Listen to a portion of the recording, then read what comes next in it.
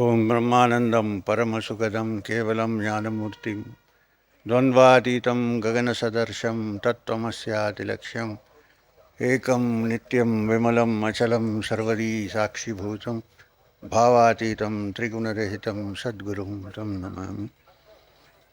ओम नमः शिवाय। तो आज खाली इंट्रोडक्टरी सेशन है। This you can understand in English also. I said आज खाली इंट्रोडक्टरी सेशन है। तो बड़े सीरियसली मैं कुछ नहीं कहूँगा, मैं शुरू करूँगा अभी।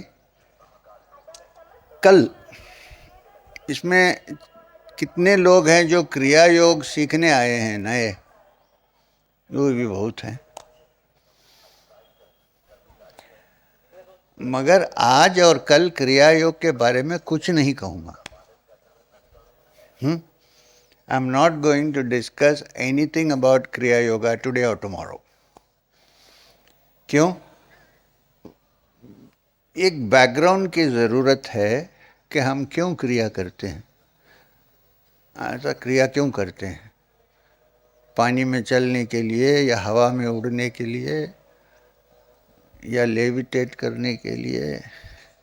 आजकल तो चमत्कार की चक्कर बहुत चल रही है। किस लिए करते हैं हम? वाई डू वी डू क्रिया योगा? तो इसलिए we need to have a blueprint on where you are going before you start sitting down and breathing up and down. Animals also breathe up and down. They also inhale, they also exhale. So why do we do Kriya Yoga? What is the... So पहले दो दिन नहीं, आज introductory है। कल सारा दिन वो ब्लूप्रिंट हम डिस्कस करेंगे कि हम कहाँ जा रहे हैं, where are we going, why do we want to do Sadhana.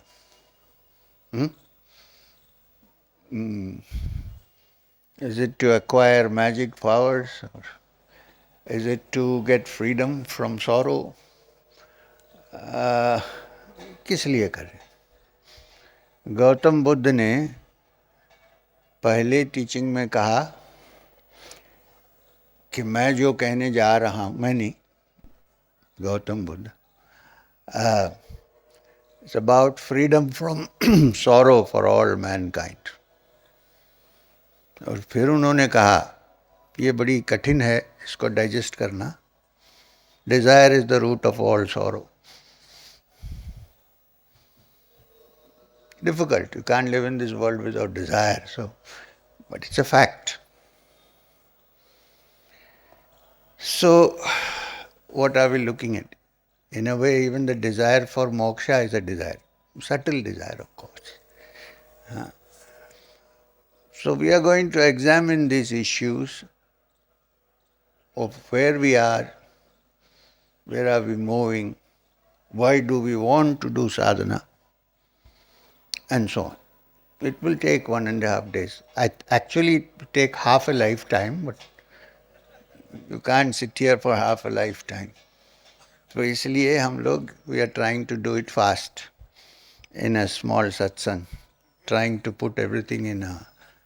Nowadays, what is the word used? Capsule. Okay. So I'm going to start in the old traditional way of a dialogue. Nowadays it's a fashion. I say something, you listen to it, and you accept it and you go home. You may not do anything about it. You go home. I'm saying let's do the traditional way of a dialogue. So I want to start with that. So, मैं सामने आप line में जो बैठे हैं, कोई इसमें से कोई एक को मैं पॉइंट आउट करूँगा आज के लिए। कल तो बहुत काम है, टाइम नहीं मिलेगा आज। और मैं आपको कहूँगा कि आप एक प्रश्न मुझे पूछिए, तो फिर उसके ऊपर हम चलेंगे आगे. What I said was, I'm going to start in the old traditional way of a dialogue. Upanishads are full of dialogues. Bhagavad Gita is a dialogue between Krishna and Arjuna. But please remember, all the talking is done by Krishna. Arjuna is allowed to butt in here and there, but then he's quickly says, shut up. Not the exact words, but. So, I'm going to ask one of you, and I want to point out one person. You don't have the freedom to choose who is going to ask the question. Because somebody may ask how to fly in the sky through Kriya Yoga. I don't want to get into that. So, I want to point out to somebody and ask that person to ask me a question. So, today's satsang, we can start with that. Right? Fair enough. Tomorrow we will go into either one of the Upanishads or the Bhagavad Gita and then work out at the end why you need to do Kriya or you need to do Kriya at all. So, who shall I point out? Man or woman? Big question. The person sitting in the front row, second from left. From New Jersey. Keમ છો?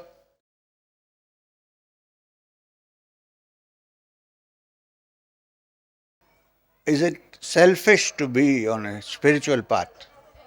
What she is saying is that today I am highly illumined by the sun. Is that people around us think, many people, not all, that if you are spiritual, you are being selfish. So is it wrong to be spiritual?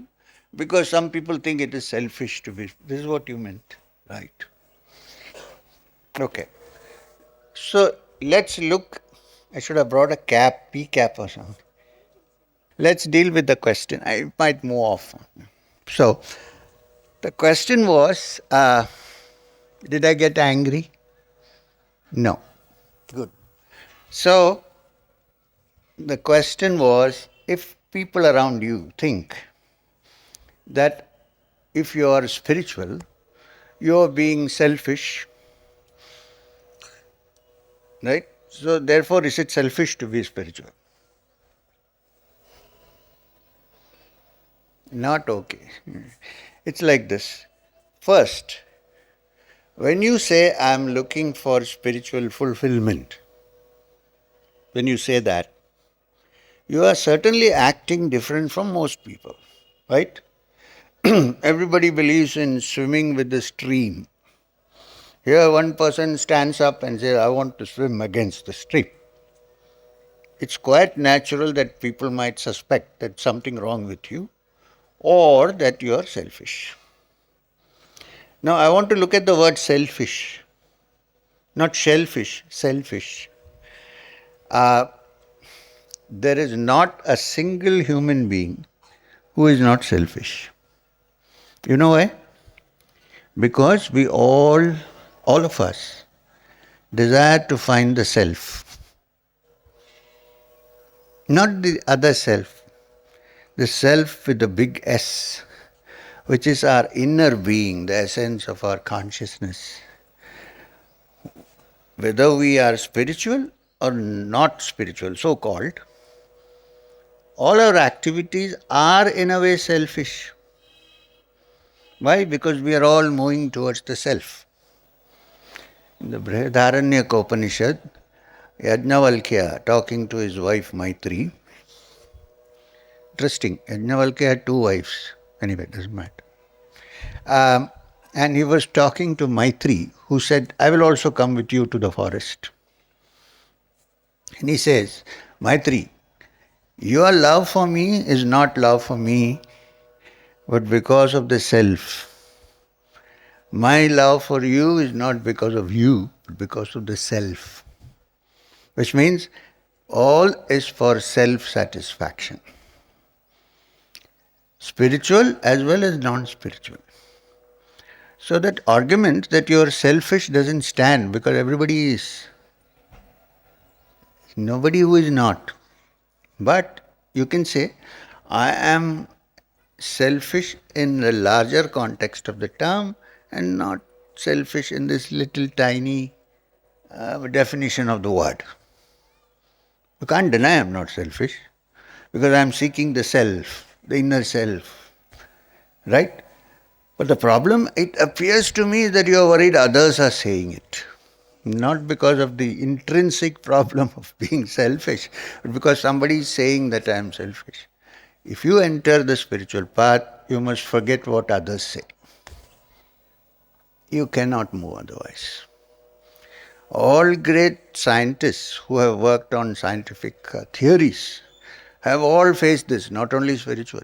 People said he's an idiot, this can't happen. If they had listened to that and not moved forward, they would never have got what they got or where they went. So, not ignore, what do you call that word? Huh? Discard all that and stick to where you're going. That's the only way to walk on the spiritual path. I've seen it even in one household. If one person becomes spiritual, others say, "ये तो कुछ गड़बड़ है." So I think I have kind of answered your question. Somebody came all the way from Switzerland. Chulungo.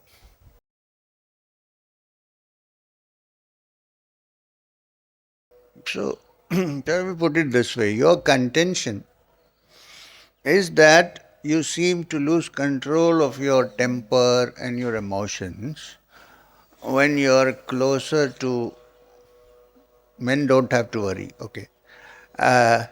Periods, right? This is your question, okay. Now, sometimes you need to look carefully to see yourself. Nobody can do it but yourself. Is it really because of the periods or are there other things responsible for it? You know what happens when the hormones are having a full swing into your body? What is hidden sometimes comes out louder. So it may not be merely because of that, that may even just cause a little bit of a push to it. Could be. Because I know people, women yoginis, I knew, who did not have this problem. I'm sure they also had periods. So we have to look at this a little carefully. It may not be entirely because of that, but of course, when the hormones run high in the blood, there's a little bit more emotional. I understand that. But then you need to see it, read it, study it carefully, and then you'll be able to solve it. There's no ready-made. If I was a woman, I would have said something, but I have to go through it, right, before I can really answer your question. There might be a relationship. Look at it carefully and try to sort it out. If you stick to your sadhana and say whatever happens, then these things will fall off by themselves. Huh? Maybe in some past life I was a woman, I don't know. I seem to understand a little bit from this.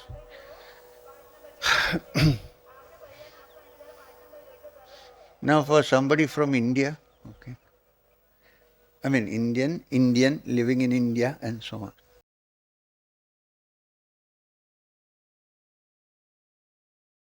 There are two parts of the question. One is sometimes she has a tingling sensation. One part of the question. Many people may have. The second part of the question, which came first, is when I do mantra japa, why is it that it's tingling?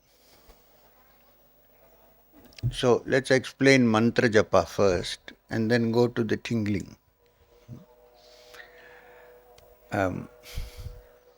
For me, 24 hours, it's everywhere is tingling. It's not just here.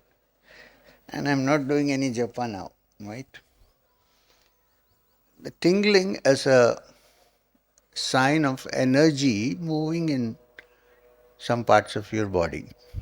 Energy. Okay? When you do mantra japa, you're actually concentrating your energy on a single sound, a single idea. And when you repeat it many times, the mind is moving in one track. Instead of staying in its normal sense, distracted here, there, it's moving in one direction.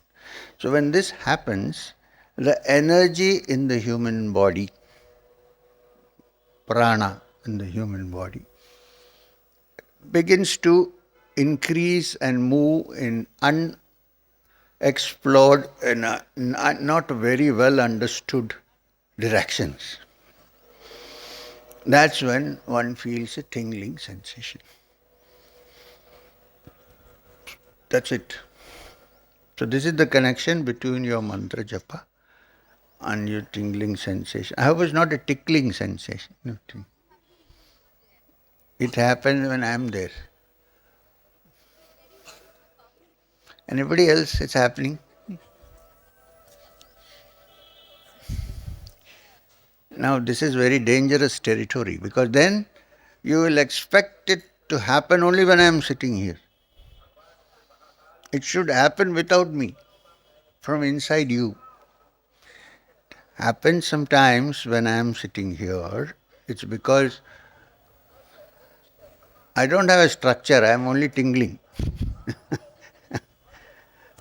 Temporary structures, but so therefore maybe you are partaking of it a little bit in some way. You don't require a medium to partake. It can go across distances. Possible. But then don't make it a habit because then you will think, oh, my sadhana can be only done when this guy is around. No. Why am I like this? Because I have found something. And what is my mission in life? To make you find that thing. When you have found it, you are independent of me. See that? This is what I am looking at. I want you to be independent, not dependent. Yeah, in the beginning, of course, when a child cannot walk, you need to hold his hand. But will you hold after it grows up? No. It moves on its own. In the same way, whole of what I am trying to do is to make you stand on your own feet, become independent, and find the treasure which I found in myself. It can't be that only I have the treasure. Right?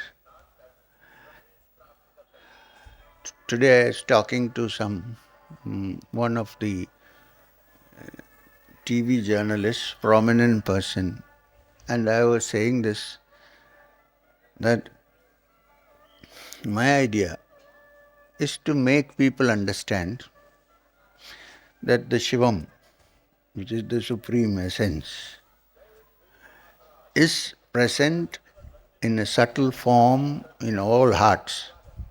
When I say hearts, don't mistake it for the organ that pumps blood. I'm saying heart of the matter. That's what I mean.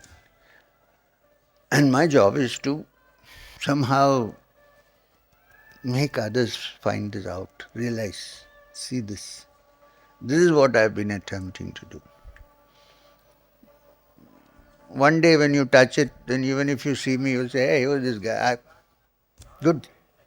I'll be very happy if somebody says, I've got it, I'm going. Thank you very much.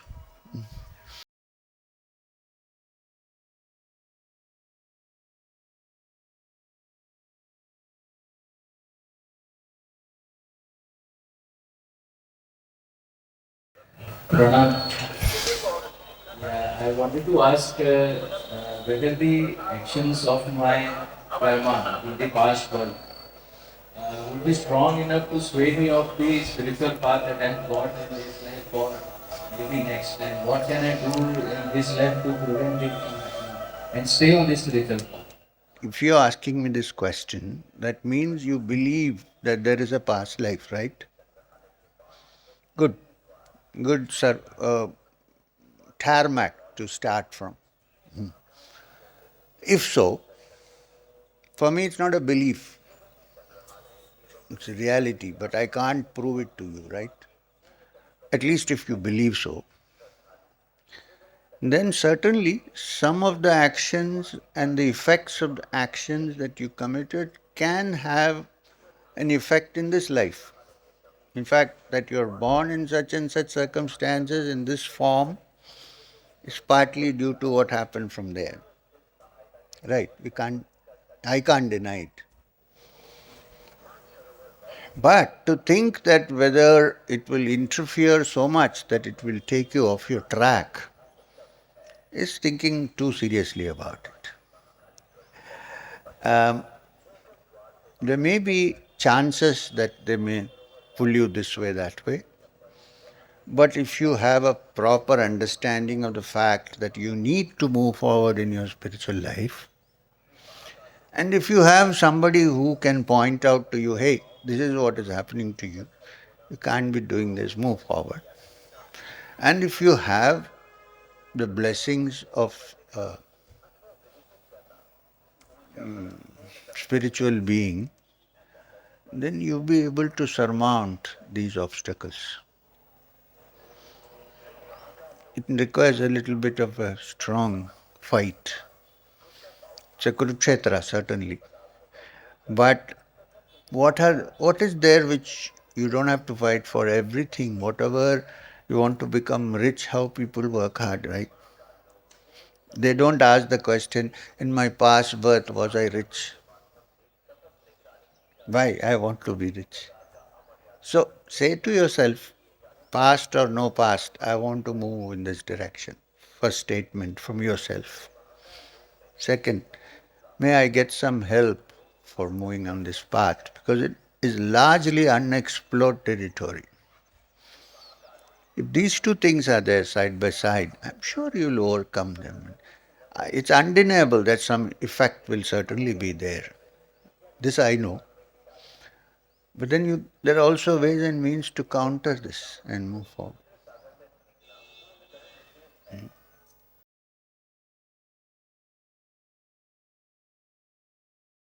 नवधा भक्ति और प्रेम योग के बारे में Acha, she was asking a question, which is there are two types of bhakti, which is the 9 parts, bhakti divided into 9 parts, which starts with remembering the names of the divine, clearing your mind, doing pada seva, and so on and so forth. On the other hand, there is something which people define as prema bhakti or love bhakti or madhura bhakti, madhura bhava. So is there a difference between the two, or can we move from here to there seamlessly? Now, this thing called Madhura Bhakti is not easy to come by in most human beings, unfortunately. The bhakti where you do Shravan, Manan, Bhajan, Japa, Pada Seva, and so on, this we see in many places. Many people are doing that. But this thing called Prem Bhakti sometimes may not have any of these elements involved. It may even spring automatically in a person. And the additional problem is it cannot be cultivated. आपने जो नवदा भक्ति कहा वो cultivate कर सकते हैं ना practice से. प्रेम भक्ति some okay let's leave the yogi and everything alone.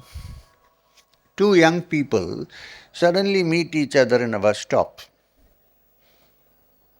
and they fall in love. Nobody goes up in love, they all fall in love. गिर जाते हैं, fall. Now, is that cultivated or it happened? Madhura Bhakti is that which happens. It happens due to various reasons which we cannot completely define.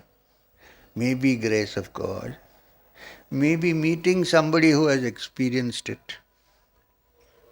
Possible. it's a miraculous event actually, that one day somebody is a criminal and then he sits under a tree quietly smoking a bidi. Suddenly, love for God wells up in his heart. Nobody knows the reason. Why? Because you can't trace all his past lives, right? Why he has come to this position now. This is Prema Bhakti, and it asks for nothing. It only asks for this love. If you want to go into detail, I suggest that you read the Narada Bhakti Sutras. Wonderful text. Which is very rare, because usually we want something. The people who are deeply into Madhura Bhakti don't want anything except the Lord. They don't care if you give them a big house or a car, or you keep it to yourself, I don't want it. Well, Nachiketas in the Kathopanishad, although it's not in Bhakti literature, so not classified as Madhura Bhakti, but that determination if one has, he goes to the world of Yama, the Lord of Death. And the Lord of Death asks him, he said, I will fulfill your 3 boons which you ask for. And the last one he says is, tell me that in me, which is immortal, which never dies, which is always there. Yamadeva tempts him. He says, I will give you kingship over 3 kingdoms. I will give you horses and elephants, orchestras and dancing girls. Nachiketas says, keep all your song and dance with yourself. 8-year-old Nachiketas. I only want that which is the immortal element in me, by which I will not die, something which never dies. Amrita, which means beyond mrityu. I don't want anything else. Here, it's presented in the form of Jnana Yoga, because it is from the Upanishad, but that determination is the beginning of Madhura Bhakti. Or Prahalada, who is ready to undergo any torture and will not stop saying Narayan. Another example, in the Bhagavad,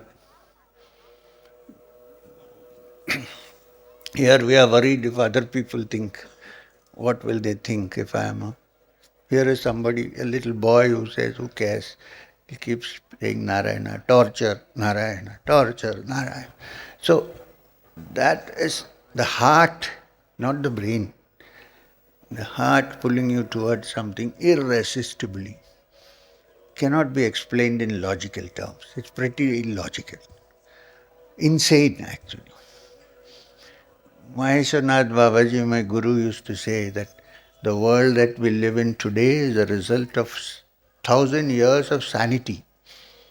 Better to be insane. So, then there is this wonderful bhakti of, I'm sure nobody is going to practice, the question came of Kunti. You know that story. The war, Kurukshetra war is over. Krishna is going to Dwaraka.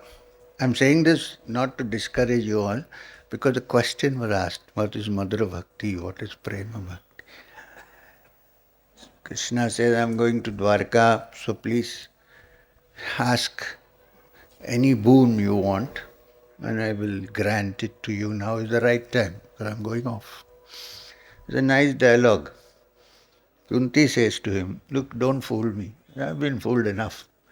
I know who you are, right? You're saying I'm going off to you, neither go anywhere nor come anywhere. I know this. All this is a circus you're doing. You started the war, then you joined our side and we won the war. Right? Now you say, I'm going to Dwarka. I don't want to hear all this. This is all your drama. But since you said, give me a boon, you will grant any boon. I have to ask you what? Bring all the pains and sorrows of the world on my head. Even Krishna is taken aback. What kind of wish is this? Bring all, everybody says, bring me this, bring me that. Bring me all the sorrows of the world on my head. Why? Because it's only when sorrow comes that people call on God. Generally. Generally. Huh? And I have found that it's only when you face sorrow squarely that you are able to get out of it. What we usually do is sweep it under the carpet or use the spirit that comes in bottles and try to get over it and end up with hangover in the morning. That's all. She says then, when the sorrows come, every day they come, I'll call on you. And I know for sure that if I call, you will show your sweet face to me. This I know. This I'm confident. So every day I'm seeing your face, blessed face. What more do I want? Give me this boon. Krishna says, Tathastu. So be it. This is Madhura Bhakti. But let's not aim so high right now. Let's start with ordinary things. Huh? And move slowly towards that. When you are fully satisfied, only with that, all other things will drop away. But the thing is, my job is mostly to make people understand that this thing called realization or this thing called inner real understanding can be brought about in people like you and me who live in this world. This is my job. Not somebody who goes away, leaves everything and lives in the forest. Or somebody who wants to forget the world and therefore smokes cannabis. No way out. You have to face the thing squarely and try to sort it out. So my job is to tell you that you and I, while living in this world, with all its problems and good sides also, can still find what we seek in the spiritual world if we are ready to dedicate our time and energy to it. In the beginning, it may not be your first, what is called, priority. As you go into it and start tasting it little, then it will become your priority one.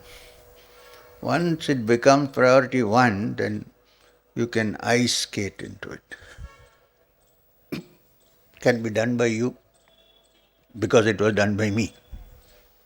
I'm also a human being. I didn't drop from heavens. This is my job. Question from the land of Shankara. I hope it's not a highly Vedantic question.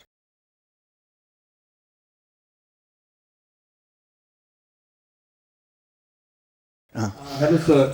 When you chant mantra, usually we concentrate on Bijashara, and when we chant very fast, we only pay attention to Bijashara. We don't pay attention to the deity. So, is there a risk that we may lose our devotional nature doing so, or how we can cultivate devotion while doing this? Look, if you don't have a ground or a basis of devotion, you will not chant the mantra first. So it is there already. You don't have to reinforce it in any way. Second, when you chant the Bijakshara for a long time, you may lose touch of the deity who you imagine in your mind. But that doesn't mean that you are losing touch of the deity. The deity is the mantra. The sound itself is the deity, and the sound is the most important. So there is no need to be any fear of that. Don't worry if the form goes off. The sound of the bija is itself to form, to mantra. It will take care of itself.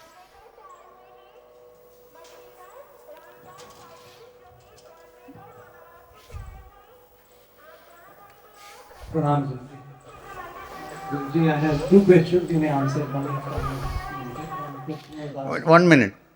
Have you ever had a satsang where the teacher asks you to ask questions? Or have you gone to satsang where they say everything and say, swallow everything that I say? This is sacred truth. Have you? Okay. The first question was asked by my son. Your son, Before I. how old is he? He's 15 going on 16. Good age. He asked that if, as you say, we have not it, but that we have divinity in everybody, then why do we have to search for it? Why doesn't God give us birth as a realized being? Hmm. That is this question. That question should be asked to God. Anyway, second. I have to go back and tell him. I promise that I'll get it. Yeah, this is the answer. Okay. Tell him this is the question. Sriyam said, I don't know. Make him think. Shivam said, I don't know the answer to this question. You'll have to ask God. If you think God gave us that, ask. You have to ask God. Then He'll ask you the next question. Let me know that. This is the way of looking.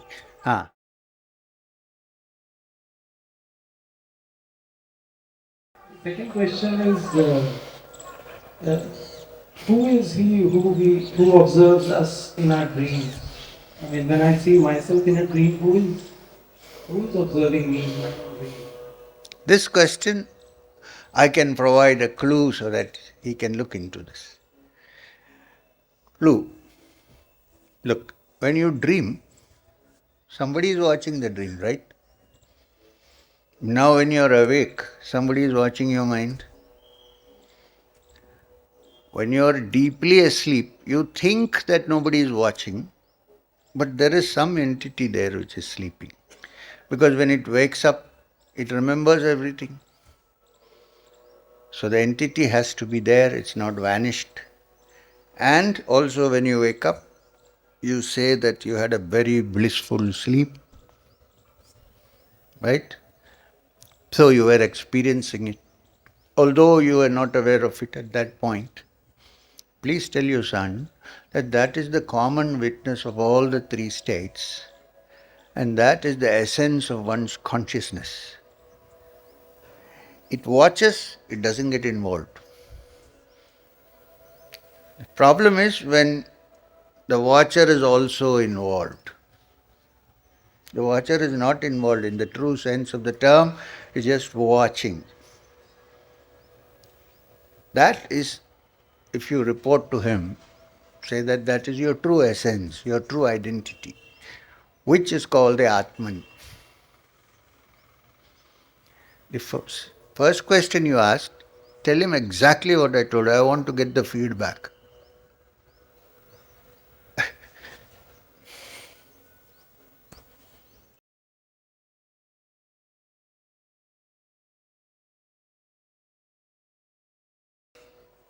Namaskar, sir.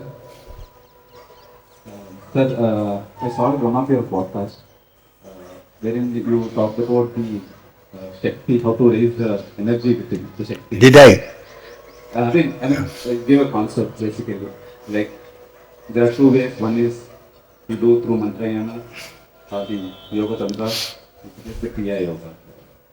But you mentioned that the best way is to judiciously use the combination of both the Sri Vidya Sri Vidya Upasana and the Kriya. Can you just throw some light on The best way to do is what? the combination of both? Both what? Mantrayana, Sri Vidya Upasana and the Kriya. You're talking about arousing the kund. No, sir. You don't like the word Kundalini. But please don't use the word Shakti or the energy within. Okay. Okay. Sit. Yeah. If I said that in the podcast, I can't remember any of my podcasts. I live on a daily basis. Um, I remember the taste of the tea I had just now. Beyond that, I don't know. Morning, what taste? So, yes, when I said a judicious combination, what I meant was you need to take in the best elements from the different systems that we have and put them together. Now, you may not be able to do it, so you need help from somebody who knows about it. Unfortunately, most people know one side, they don't know the other side. If somebody knows all the sides, if you get some help from that person, you might be able to make a proper combination of these practices. One thing is sure, mantras have their effects, there's no question. Mantra japa. Many people come to me and say, out of the blue, give me Sri Vidya. As if it's something so easy that you can feed it like a laddu to somebody. Anyway, people give Sri Vidya so reluctantly. Not in the internet you can get free, but generally. What is Sri Vidya? Since you asked me the question, it's a combination of bijaksharas, mantras, sounds put together in a certain order so that it invokes the energy in us. This is what it is. But you can't do just that. You need also to fix it in certain parts of your body, your nervous system, which is known as the chakras. To fix it, you need a little bit of pranayam. But above all that, there should be this undying desire to reach the goal. Without that, all these things will fall flat. By doing a certain vijakshara regularly, mantra japa, in a certain center, certain chakra, after some time you might find that you have some extraordinary capacities. But people usually fall in that. They drown in, they cannot come out. And that means other people who are with them, they also get fooled. So keep out of these things. Okay? Try and do things as simply as possible. Most important thing you remember is that there should be this undying desire to find the goal, to reach the goal. This is most important. Then depending on your nature, your past experiences and what you have read and so on, the techniques can be adapted this way or that. This is what I meant in the podcast. I hope I haven't confused you more than before.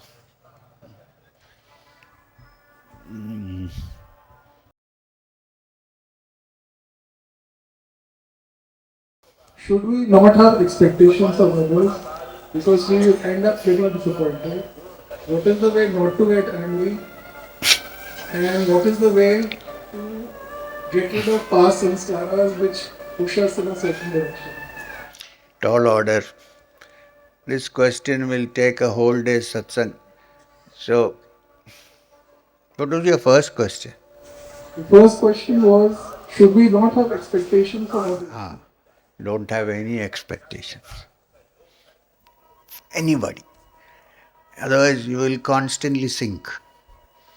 You would expect something from somebody and you don't get it, then you're gone. You're in depression. Don't have any expectations.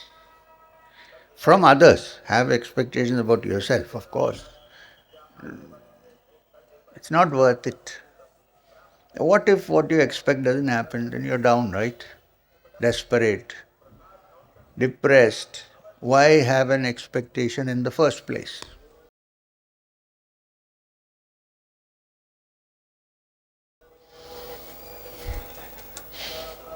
The righteous behavior is expected from us, so should we be expecting from others also who are in relationship with us? You should not. You take care of yourself. Don't hate anybody. Don't have any expectations. Why would you have any? People may be thinking differently from what you think, and everybody has some part of their mind is selfish, so they may be having their own ideas. So don't. I'm not saying you should be cynical or you should think suspect everybody. No, this is not what I'm saying. I'm saying don't have expectations. There are so many people sitting here. Do you think I have an expectation that they will think of me as a spiritual teacher? No expectation. Seriously, I'm sitting here because I'm doing a job. I'm Babaji's bonded laborer. He got me to do the work. I'm doing the work. I have no expectations. I don't know what will come out of it. I will do my best, right? If I do my best and not worry about what is going to happen, I'm free. Otherwise, every time one person moves away, I feel lost. This is no way to live. The secret of inexhaustible energy is to have expectations only on your inner self and nothing else in this world. And then you will see you have inexhaustible energy. You will not get tired. You go home and sleep whenever you want. Now also, if you give me a pillow, I can sleep. People take tablets for sleeping. So, the rest we'll deal with later. I think we need to stop now.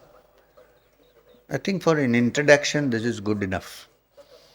At least if I didn't know how you are, you know how I am. So, we can meditate for half an hour. And one more thing before we meditate. Each person, every human being, has her or his own pace, PACE, pace, moving into the spiritual world. You don't have to imitate anybody else. So if somebody says, I want to give up everything, you don't have to imitate. You go in your own way, at your own speed, at your own pace. Don't try to imitate the other person and don't get jealous of the other person. Oh, it looks like this person is advancing while I am not. Don't have any such thought. And as far as you and I are concerned, the relationship I have with you and I is unique with each individual. It's not a general relationship. Please understand this. It's a unique relationship between each person and me. That's the only way you can handle spiritual movement. Because if I don't have that, then I won't be able to help you move forward. So if I talk and smile and be friendly with somebody, don't mistake. Don't think, oh, he doesn't care for us. There's nothing like that. We, all of you sitting here, maybe also people outside, and me, we are all good friends. All. And so, but this is a spiritual path, so your movement will have different speeds. You don't have to take somebody else's speed. You get your own pace. And sometimes slow and steady wins the race. Most times. Having said that, we need to meditate quietly for some time. So the idea is that you and me together chant Om 3 times and then close your eyes and meditate for half an hour, 20 minutes. End of it, when I clap, you can open your eyes.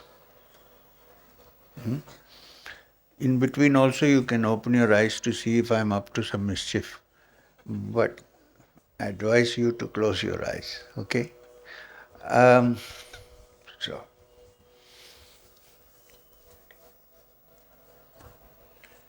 Shall we start? And please put a little bit of energy into the Om. Don't chant like you haven't had lunch. Please. Okay? Shall we? Start.